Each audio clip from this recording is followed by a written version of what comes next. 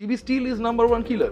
TB still number one killer. টিবির ওষুধ খোলা বাজারের পাওয়ার ব্যাপারে যথেষ্ট রেস্ট্রিকশন রয়েছে। 2030 মধ্যে কি আমরা পারবো? কোভিড যদি আমরা মোকাবিলা করতে পারি তাহলে টিবি পারবো না, এটা বিশ্বাসযোগ্য না। প্রায় নিওলিথিক যুগ থেকে টিবি হচ্ছে, মানে আজ থেকে 10,000 আচ্ছা। বছর আগে থেকে। টিবি এমন একটা ইনফেকশাস ডিজিজ যেটা শরীরের যে কোনো জায়গায় হতে পারে। বাঙালিদের টিবির ভয় কতটা?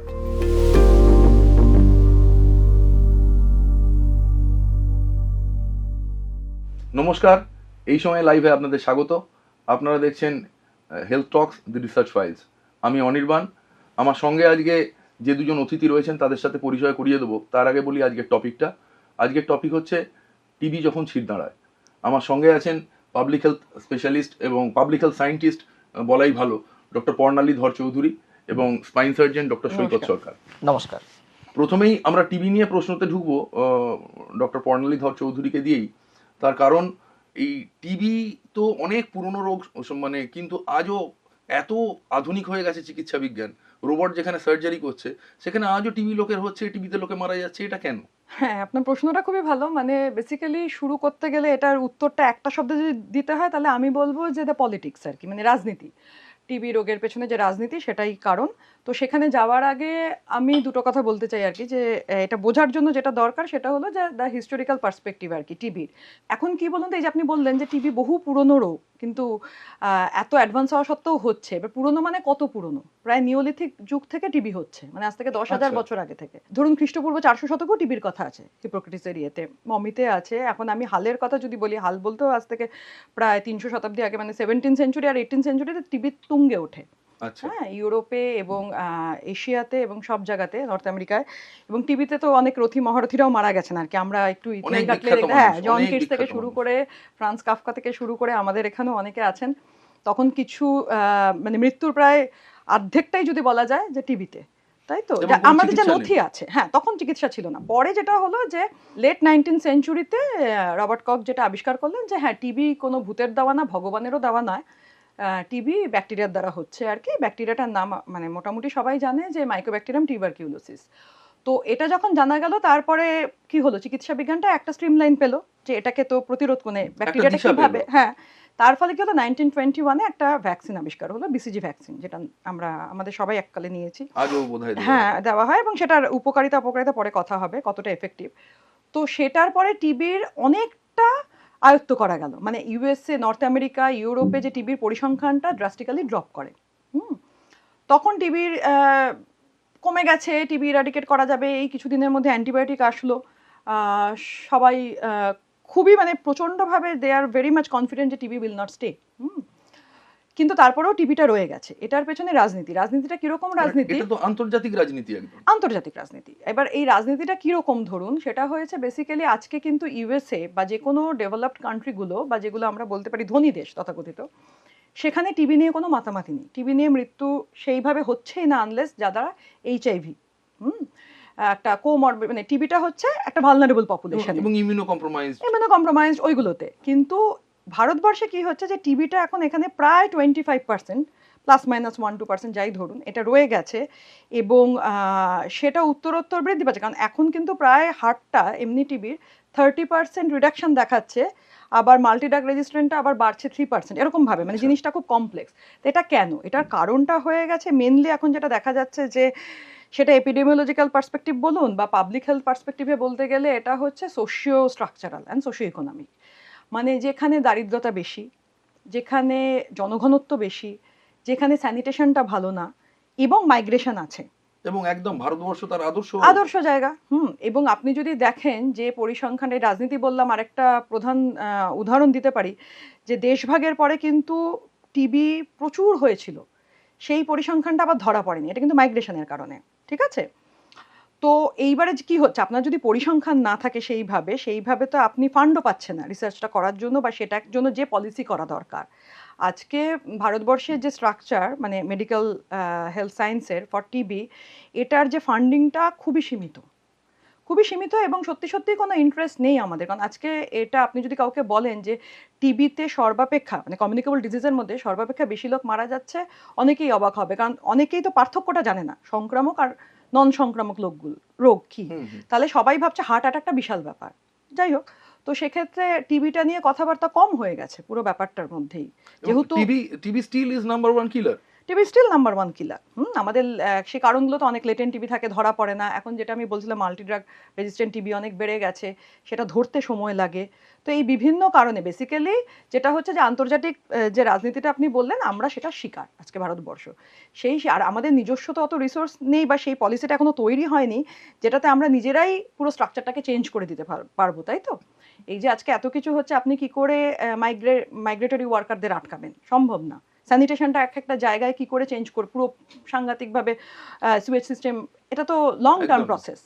তো ততদিন অবধি টিবি কিন্তু থাকবে, এবং টিবি এই কারণেই রয়ে গেছে। মানে সার্বিক পরিকাঠামোর দান। সার্বিক পরিকাঠামোর দান, এবং আমাদের নিজস্ব পলিসির স্ট্রাকচারাল প্রবলেম আছে। পলিসি নেই আর কি সেভাবে। টিবিটাকে ইরাডিকেট করার জন্য যে উৎসাহ উদ্দীপনা যা দরকার একেবারেই অনুপস্থিত। এবার আচ্ছা। সেটা এরপরে আমি একটা জিনিস জিজ্ঞেস করতে চাই ডক্টর সরকারকে, যে টিবি বললে তো লোকে ফুসফুসের কথা হবে, কিন্তু লাঙের বাইরেও তো অনেক জায়গায় টিবি হয় শুনেছি, মানে সেটা একটু যদি আলোকপাত করেন। হ্যাঁ, খুব ভালো প্রশ্ন। প্রথমেই যে জিনিসটা বলি সেটা হচ্ছে গিয়ে টিবি বললেই যেটা সাধারণের মনে আসে যে হচ্ছে গিয়ে ফুসফুস বা লাংসের এবং কাশছে। এবং কাশছে, এবং একটু জাস্ট অন্যভাবে বলে দেখি, একটু পুরোনো দিনের সিনেমা দেখলে দেখবেন যে তখন হচ্ছে গিয়ে যে নায়ক বা যে কাশতে শুরু করলেন, তার মানেই হচ্ছে গিয়ে তার এন্ড হচ্ছে গিয়ে TB একটা ফেটাল এন্ড কিছু একটা হবে, যদিও এখন আর সেটা হয় না।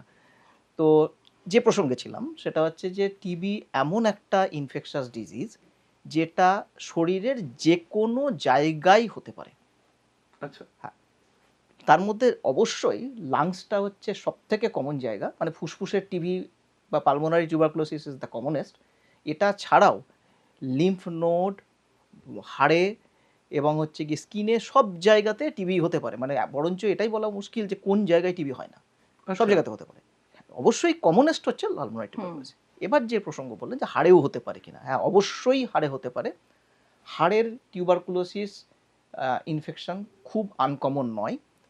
এগুলো বেশিরভাগ ক্ষেত্রেই সেকেন্ডারি ইনফেকশন, মানে হাড়ে হতে পারে, মানে শির দাঁড়াতেও তো হতে পারে। অবশ্যই ইউজুয়ালি সেকেন্ডারি, মানে এই টিবির ব্যাকটেরিয়া বেশিরভাগ ক্ষেত্রে ঢোকে হচ্ছে লাংস দিয়েই, তারপর সেটা গিয়ে সেটেল করে অন্য কোনো জায়গায়। তার মধ্যে যেমন একটা কমন জায়গা হচ্ছে হাড়, এবং হাড়ের মধ্যে মোর দ্যান 50% হচ্ছে গিয়ে অ্যাফেক্টেড যেটা জায়গাটা হয় সেটা হচ্ছে মেরুদণ্ড। আচ্ছা। এবং মেরুদণ্ড বাদ দিয়ে আরও যে কমন জায়গা, হিপ, নি, যদিও যে কোনো জায়গাতেই হতে পারে কিন্তু মানে আপনি মেরুদণ্ডের, কমন জায়গাগুলো হ্যাঁ বলছেন। মেরুদণ্ডের টিউবারকুলোসিস হচ্ছে ওয়ান অফ দ্য কমনেস্ট। আচ্ছা, বুঝবো কি করে? মানে এখন তো মানে ঘরে ঘরে spinal problem, low back pain, নানান রকম স্পাইনাল ইস্যুস এখন শুনতে পাই, কিন্তু ওটা যে টিবি, মানে এর লক্ষণ উপসর্গগুলো কি কি স্পাইনাল টিবি? এই প্রসঙ্গে একটা জিনিস বলি, এখনও কিন্তু মেরুদণ্ডের টিবির ডায়াগনোসিস ডিলেড হয়। বহু ক্ষেত্রেই পেশেন্ট মানে নিজে হয়তো সেটাকে কেয়ার করেননি, বা ইভেন ডাক্তারের কাছে গেলেও হয়তো একটু ডিলে হয়ে যায় তার ডায়াগনোসিস অবধি। প্রথমত যেভাবে শুরু হয়, সিমটম হচ্ছে গিয়ে পেন, যদি মেরুদণ্ডে হয় ফার্স্ট সিমটম হচ্ছে পেন। এই পেনের একটা বিশেষত্ব হচ্ছে যে একটু কোনো ক্ষেত্রে রাত্রে শোয়ার সময় বা ঘুমের মাঝখানে হঠাৎ বেড়ে ওঠে, যাকে ডাক্তারি পরিভাষায় নাইট ক্রাই বলে। পেনটা দেখা যায় যে যত দিন যাচ্ছে আস্তে আস্তে বাড়ছে, এবং হচ্ছে খুব স্টিফনেস হয়। যদি মেরুদণ্ডে টিবি হয়, দেখা যাবে পেশেন্ট সামনে থেকে ঝুঁকে কোনো জিনিস তুলতে গেলে তার ভীষণ কষ্ট হচ্ছে, এবং কিছু কনস্টিটিউশনাল সিমটম এর সঙ্গে থাকতে পারে। কনস্টিটিউশনাল বলতে এই যে লোকাল পেন, স্টিফনেস ইত্যাদি ছাড়াও যেটা হচ্ছে কি দেখা যাবে যে হচ্ছে কি পেশেন্টের ক্রমাগত ওজন কমে যাচ্ছে, আচ্ছা। এবং কোনো রকম ডিটেক্টেবল কিছু সেই মুহূর্তে পাচ্ছেন না, যে না আচ্ছা। আমার কোনো সুগার হলো বা ডায়াবেটিস হলো, সেরকম কিছু নেই, কিন্তু মনে হচ্ছে আমার খাওয়া দাওয়া যে আগের মতো থাকলেও ওজন ক্রমাগত কমছে। এটা একটা হতে পারে। আরেকটাও হতে পারে যে হচ্ছে ইভিনিং রাইজ অফ টেম্পারেচার, মানে সন্ধ্যের দিক করে, জ্বর আসা। হ্যাঁ একটা লো গ্রেড টেম্পারেচার প্রত্যেক দিনই দেখা যাচ্ছে সন্ধ্যের দিকে আসছে, আবার নিজের থেকে চলে যাচ্ছে। জ্বরটা কি খুব জ্বর আসে না লো গ্রেড? বেশিরভাগ ক্ষেত্রেই দেখা যায় যে খুব একটা জ্বর মানে নয়, ঘুম জ্বর নয় না বেশি জ্বর, মানে যেটা হয়তো খুব সামান্য একটু জ্বর, কিন্তু জ্বর ভাব 99, 100 এইরকম বেশিরভাগ ক্ষেত্রেই তাই। তো কতদিন ধরে এটা, মানে জ্বরটা কতদিন ধরে চলে? জ্বর ইউজুয়ালি ট্রিটমেন্ট না হলে চলতেই থাকে, ও আচ্ছা। এবং এই কনস্টিটিউশনাল সিমটমগুলোর মধ্যে আবার হচ্ছে খিদে কমে যাওয়া, সেটা তো একটা পার্ট আছেই। মানে জ্বর, খিদে কমে যাওয়া, ওজন কমে যাওয়া, এগুলো হচ্ছে কনস্টিটিউশনাল সিমটম। সেগুলো হচ্ছে গিয়ে আপনার টিবি বডিতে যে কোনো জায়গায় হলেই হতে পারে, মেরুদণ্ড হলেই অবশ্যই হয়। আর তার সাথে আরও একটা জিনিস হয় যেটা অবশ্য একটু লেট প্রেজেন্টেশনে, যদি দেখা যায় যে ঠিক মতো টাইমে ডায়াগনোসিস হলো না বা ট্রিটমেন্ট হলো না, তখন যদি ঘাড়ের টিবি না হয়, মানে থোরাকোলাম্বার বা পিঠ এই এরিয়ার যদি টিবি সার্ভাইকাল হয়, স্পাইন, সার্ভাইকাসেরও হতে পারে, তুলনায় কম। সাধারণত দেখা যায় যে ওই ডর্সাল স্পাইন মানে পিঠের কাছটা বা ডর্সোলাম্বার জাংশন মানে পিঠ আর কোমরের ঠিক কোমরে। মাঝের যে জায়গা শিরদাঁড়া, সেইখানেই হচ্ছে টিবিটা বেশি হয় হয়। হ্যাঁ, তো সেইখানে টিবি একটু লেট প্রেজেন্টেশন যদি হয়, তখন সেক্ষেত্রে দুটো পা আস্তে আস্তে উইক হয়ে যাওয়া, হাঁটতে গিয়ে ঠিক হাঁটতে পারছে না, বা সোজা বাংলায় যাকে প্যারালিসিস বলে, সেই জিনিসটা হতে শুরু করে। মানে দুটো পায়েই কি প্যারালিসিস হয়ে যেতে পারে না? একদম দুটো পাই প্যারালিসিস হয়ে যেতে পারে, এবং একই সঙ্গে ব্লাডার বাউল প্রবলেম, হুম। কন্ট্রোলটা চলে যায়। সেই কন্ট্রোল চলে যেতে পারে লেট স্টেজে। সেম রকম একই রকম যদি দেখা যায় যে এই টিবি হচ্ছে সার্ভাইকাল স্পাইন এফেক্টেড হয়েছে, সেক্ষেত্রে 4টে হাত পাও প্যারালিসিস হতে পারে এই টিবির কারণে। সেটা কতদিন ধরে মানে এই পুরো প্রসেসটা লাগে, মানে হ্যাঁ, এটা খুব ভালো প্রশ্ন। ইউজুয়ালি এই টিবি ইনফেকশন থেকে এই প্যারালিসিস অবধি কিন্তু বেশ সময় দেয়। মানে ইউজুয়ালি 3 মাসের আগে সাধারণত প্যারালিসিস হয়ে যায় না। মানে একটা পেশেন্টের টিবি হলে দেখা যায়, কারণ টিবি ইটসেলফ খুব slow growing disease. But potential. অবশ্যই খুবই হার্মফুল ডিজিজ, কিন্তু হচ্ছে গিয়ে যে জিনিসটা হয় সেটা হচ্ছে গিয়ে, 24 হ্যাঁ, আওয়ার্স। এটা হচ্ছে গিয়ে অনেক সময় দেয় আস্তে আস্তে আস্তে আস্তে এই প্যারালিসিস অবধি যাওয়ার পর্যন্ত সাধারণত। তো এই যদি প্যারালিসিস হয়ে যায় তখন চিকিৎসা কি? যদি প্যারালিসিস হয়ে যায় এবং হচ্ছে গিয়ে, তাহলে ফার্স্ট হচ্ছে আমাদের যেটা ডাক্তারবাবু দেখবেন যে হচ্ছে গিয়ে কোন জায়গায় টিবি, এবং ডায়াগনোসিসটাকে সেটাকে কনফার্ম করা। কারণ একটা জিনিস বলা হয়, টিবি যে কোনো রোগকে মিমিক করতে পারে। মানে টিবি, মেরুদণ্ডের টিবি দেখে মনে হচ্ছে হয়তো টিউমার, আচ্ছা, এরকম হতে পারে। মানে ছদ্মবেশ একটা বড় একদম সমস্যা। একদম, মানে যেটা হয়তো বা অ্যাপারেন্টলি মনে হলো যেটা টিবি, কিন্তু দেখা গেল টিবি নয়, অন্য একটা ইনফেকশন, এইরকম হয়। তো সেই কারণে যেটা এখন সবসময় করার কথা যেখানে পসিবল, সেটা হচ্ছে গিয়ে একটা বায়োপসি করে সেই জিনিসটাকে কনফার্ম করা। এবার চিকিৎসার হচ্ছে মেন স্টে অফ ট্রিটমেন্ট হচ্ছে অ্যান্টি টিউবারকুলার ড্রাগ, মানে হচ্ছে এটিটি যাকে বলা হয়, সেই টিবি মেডিসিন কন্টিনিউ করা।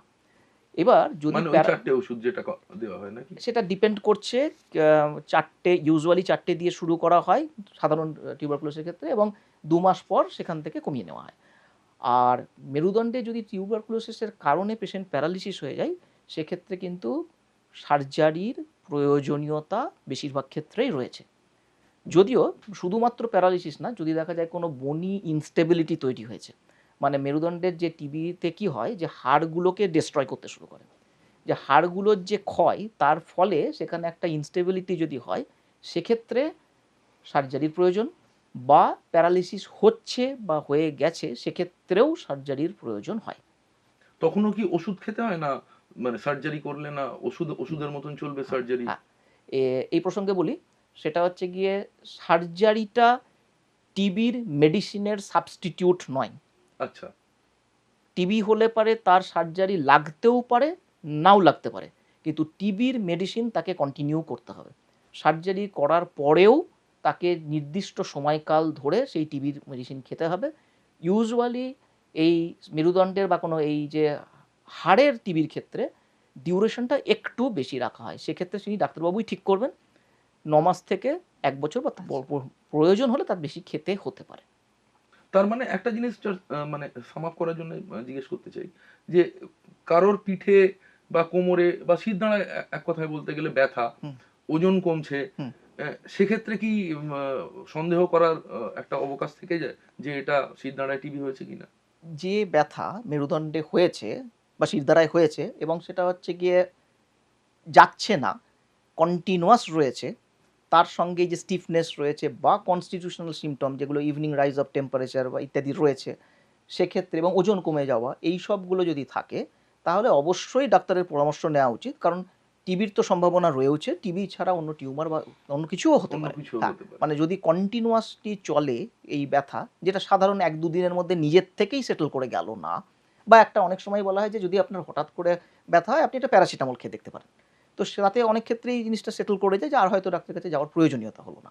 কিন্তু যদি দেখা যায় এটা কন্টিনিউয়াসলি চলছে, তার সাথে ওই রেড ফ্ল্যাগ সাইনগুলো রয়েছে, এবং হচ্ছে নাইট ক্রাই, যেমন একটা কথা বলেছে কিছুদিন বাদে, মনে হচ্ছে যে রাত্রের দিকে ভীষণ ব্যথা বেড়ে যাচ্ছে, মানে ঘুম অবশ্যই ভেঙে গেল যন্ত্রণা। ঘুম ভেঙে গেল যন্ত্রণায়, সেটা কিন্তু অবশ্যই ডাক্তারের পরামর্শ নেওয়া দরকার।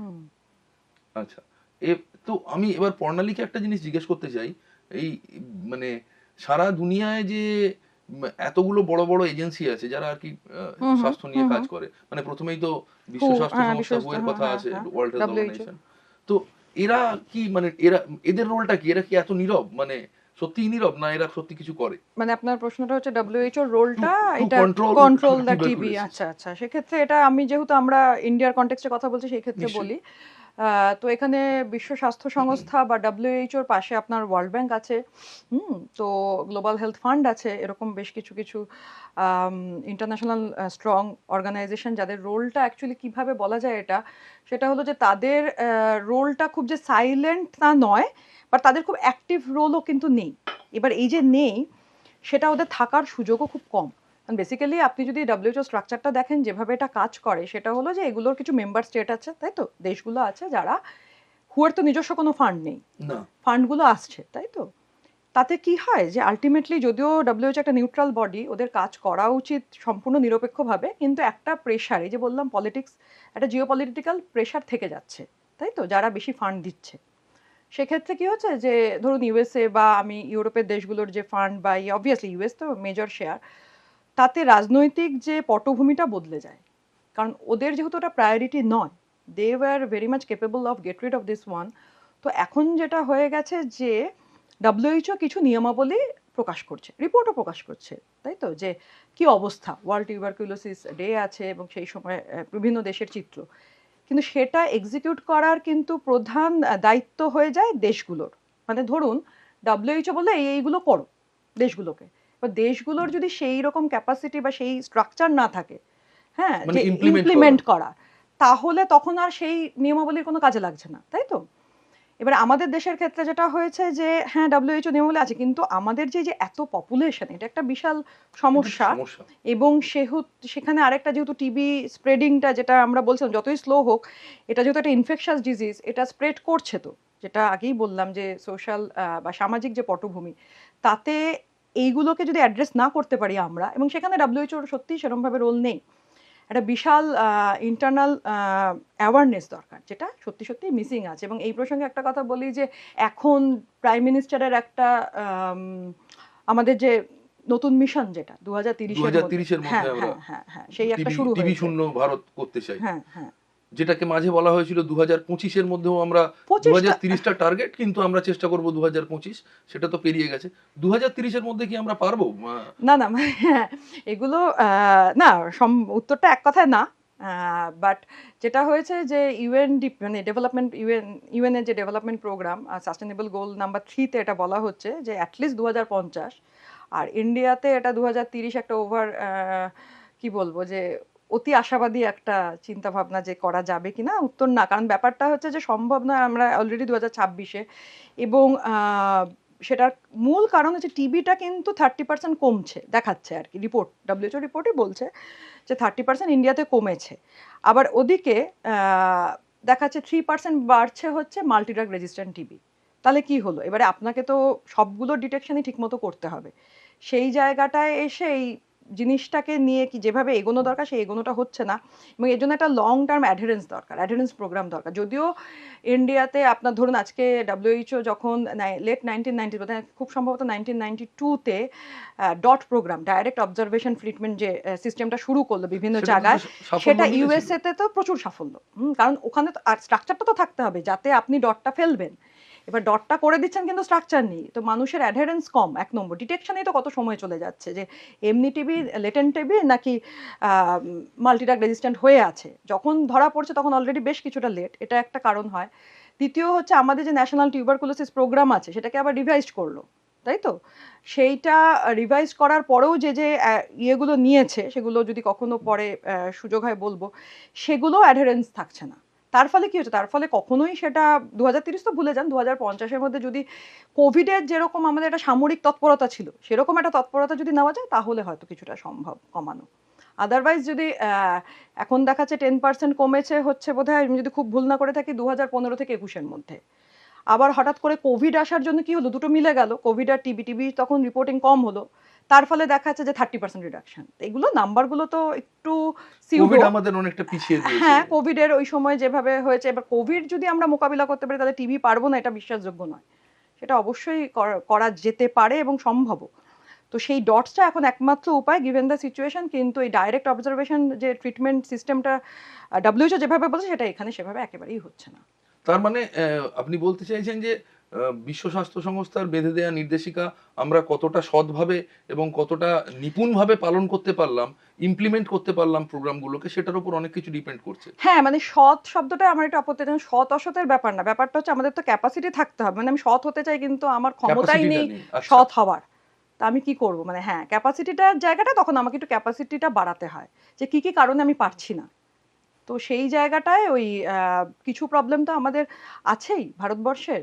সেই জায়গাটা যতটা সম্ভব ওই একমাত্র ওই যে বললাম ডটসটা আমার ব্যক্তিগত মত যে that will be the only solution, যে একটু যদি আপাতত গিভেন দ্য সিচুয়েশন যে একটু যেভাবে আর কি মনিটরিংটা করা হয় বা টিবি সার্ভিলেন্সটাকে যদি একটু অ্যাক্টিভ করা যায় তাহলে সম্ভব আর কি। আর টিবির রোগের ওষুধ তো খুব সস্তা, সুতরাং এটাকে এই যে প্রথমে যেটা আমরা বলছিলাম রাজনীতি, একটা বিশাল রাজনীতি ছাড়া একটা টিবি রয়ে যাচ্ছে এটা তো কোনো কাজের কথা নয় আসলে। সেটাই।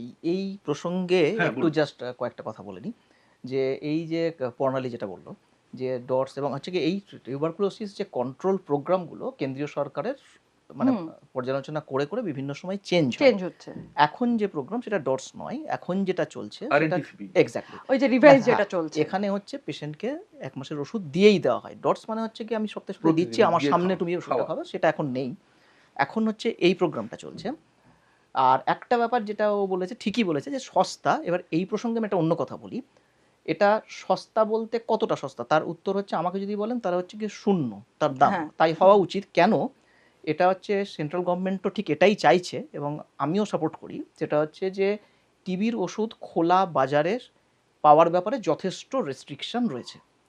পাওয়া যায়, আচ্ছা। অবশ্যই পাওয়া তার যায়। মানে এটা সরকারি হাসপাতাল থেকে বিনামূল্যে। সরকারি হাসপাতাল থেকে টিবি সেন্টার যেগুলো আছে সেখানে এগুলো সেন্ট্রাল গভর্নমেন্টের ওষুধ এবং কেন্দ্রীয় যে প্রকল্প রয়েছে তাতে হচ্ছে এই টিবির ওষুধগুলো দেওয়া হয়।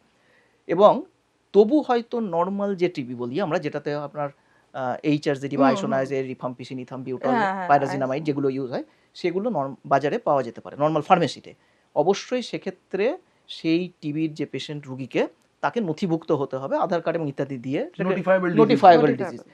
এবং এই যে এমডিআর টিবির মেডিসিন সত্যি সত্যি খুব কস্টলি, কিন্তু মার্কেটে খোলাভাবে সেটা একদম অ্যাভেলেবেল নয়।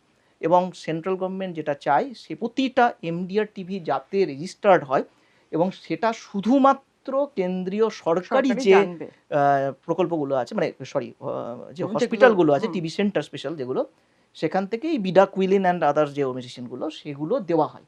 যে কারণে এই মেডিসিন কখনোই হচ্ছে গিয়ে খোলা বাজারে পাওয়া যায় না। সেটা এবং তো সরি হ্যাঁ। এবং সেজন্যই যে এটা পালমোনারি এমডিআর হোক বা এক্সট্রা পালমোনারি এমডিআর হোক, আমরাও যদি একটা এক্সট্রা পালমোনারি এমডিআর সার্জারি করি, যদি দেখা যায় যে তার বায়োপসিতে এক্সট্রা পালমোনারি কিছু পাওয়া গেছে, তাকে কিন্তু বাধ্যতামূলকভাবেই ওই টিবি সেন্টার থেকেই নিতে মেডিসিনগুলো হবে। সংগ্রহ করতে হবে। এবং সেক্ষেত্রে তারা ওই পুরো জিনিসটা সার্ভেলেন্স এবং মনিটরিং ব্যাপারটা তারাই করেন। হুম।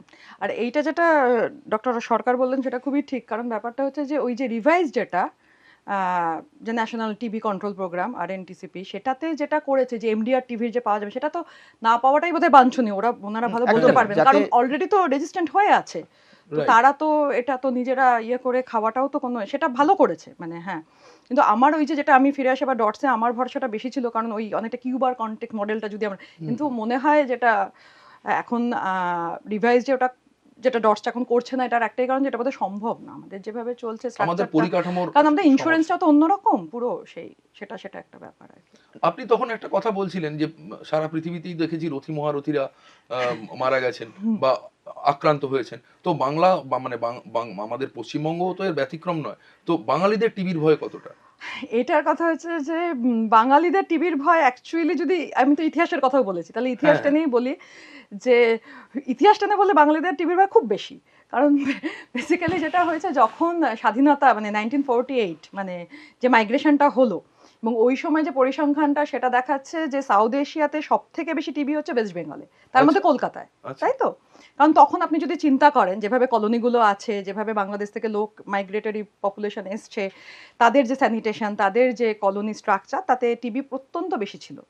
তাহলে এই কারণেই বাঙালিদের টিভির কথা বলতে গেলে আরেকটা মজার কথা মজা বলবো না, আমাদের সাহিত্য অনেক জায়গায় আছে, বা যেটা ডক্টর সরকারও বলছিলেন যে সিনেমা বলতেই আমরা এগুলো দেখেছি। কেন দেখেছি? আজকে আমাদের সব সর্বকালে সমসাময়িক- বাঙালিদের সর্বকালে সর্বজয়ী উপন্যাস কি? দেবদাস যদি ধরি, এবার দেবদাসের নায়কের কথাই চিন্তা করুন, ওটা যক্ষা। শরৎচন্দ্রের অনেক ইয়েতেই যক্ষা এসেছে, এবং যক্ষা সব জায়গাতেই, মানে আমাদের তো বাঙালিদের টিভি বলতে আমি সাহিত্য টেনে বললাম। তো এখন ভয় কতটা সেটা বোধহয় আরেকটু যদি যোগ করতে পারি, সেটা হলো যে আমাদের বেসিক্যালি এপিডেমিওলজিক্যাল ব্যাকগ্রাউন্ডে যদি আমরা একটা জেনেটিক বা আমরা কিগুলো দেখি যে এথনিক কোনো ব্যাকগ্রাউন্ড কোনো রোল প্লে করছে কিনা, তো জিনগত কোনো এরকম কোনো ইয়ে পাওয়া যায়নি এভিডেন্স যে আমাদের কোনো জেনেটিক স্ট্রাকচারে এটা বেশি হচ্ছে, বা আমাদের ইমিউনিটি কম্প্রোমাইজড, সেরম কিছু নয়, বা আমাদের বর্ণের কারণে হচ্ছে সেরম কিছু না। জিনিসটা পুরোটাই সামাজিক আর কি, এবং অর্থনৈতিক। এবং তার সবারও মধ্যে হচ্ছে, বাঙালিরও হচ্ছে। হ্যাঁ, সবার হচ্ছে, বাঙালিরও হচ্ছে। এবার আমাদের কি হচ্ছে, এইটা তো আপনি অস্বীকার করতে পারবেন না যে দেশভাগের পরে একটা বিশাল পপুলেশন প্রেশার বাংলাকে অ্যাবজর্ব করতে হয়েছে। তখন সেটা হয়েছে, সাংঘাতিকভাবেই হয়েছে, এবং সেখান থেকেই বাঙালিদের একটা, আমাদের বিভিন্ন জায়গায় সাহিত্যে, সিনেমায়, গল্পে, উপন্যাসে এই টিভির একটা ভয় ঢুকে গেছে আর কি আমাদের মধ্যে। তো আপাতত আমরা আর কি পুরো ওই রকম ভাবে নেই, কিন্তু আছে, টিভির ভয় কিছুটা তো আছেই, যেরকম সবার আছে আমাদেরও আছে। আচ্ছা, আমরা টিভি নিয়ে এতক্ষণ আলোচনা শুনলাম ডক্টর পর্ণালী ধর চৌধুরী এবং ডক্টর সৈকত সরকারের সঙ্গে আলোচনায়। ডক্টর পর্ণালী ধর চৌধুরী এবং ডক্টর সৈকত সরকার আমাদের অনেক নতুন নতুন তথ্য জুগিয়েছেন। আপনারাও অনেক সমৃদ্ধ হয়েছেন এই আশা রাখি। এই ধরনের নতুন নতুন হেলথ টপিক নিয়ে আলোচনা শুনতে চোখ রাখুন এই সময় লাইভে।